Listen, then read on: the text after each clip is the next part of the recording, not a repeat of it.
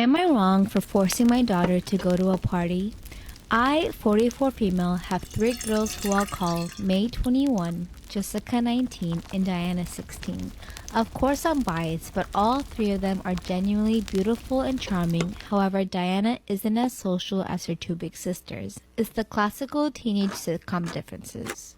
Oh god, this is going south already. May and Jessica were social butterflies in high school. They had lots of friends and were very well known. Diana, on the other hand, has had the same 5-person group of friends since middle school and spends most of their time playing video games, particularly League of Legends and Smash Bros. What are you trying to say? Are you trying to say something's wrong with people who play League of Legends?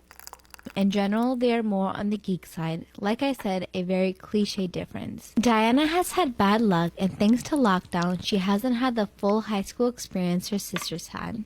But she doesn't seem as affected as one would think. On one hand, it makes sense. Despite the worst part of the lockdown last year, she pretty much played with her friends online quite often, so I'm guessing she didn't feel as isolated as her sisters during this time, but still it concerns me a little. Teenage years are a lot about being social and adventurous, and even without this global situation, she chooses to stay indoors.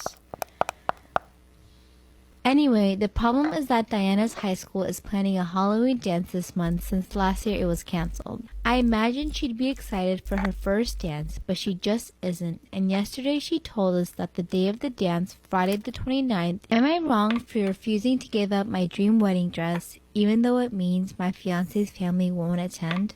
I'm in a lot of turmoil right now, and it feels like everything is falling apart. I have never had a great relationship with my future mother-in-law. It isn't terrible, but I can sense that she doesn't like me. My fiance is very close to his family, so there has been some tension. I didn't invite my mother-in-law wedding dress shopping because our relationship was awkward, but I thought I'd show her a picture to make her feel included. My dress is a beautiful, flowery, beachy dress, but not technically a wedding dress and could be ordered in color. I bought it from a small local boutique that we both love. My mother-in-law said that I can't wear that dress because she bought the same one for her 50th birthday, which is 2 weeks after my wedding. My mother-in-law does have the dress though in a mint green color. There is enough detailing that is still clearly the same dress. And she has the receipt to prove that she got it first. Lavish birthday parties are a thing in our circle, so I know she has invested serious time and money. I said that I'm still going to... Am I wrong for blowing up at my dad for asking me to pay for a family dinner? I, 27 male, lost my mom at 15 in a road accident. I was a fairly airheaded kid in school and was graded academically. My dad, 48 male, remarried to Isabel 10 months later for my care. The 2 years after my mom's passing were extremely hard on me.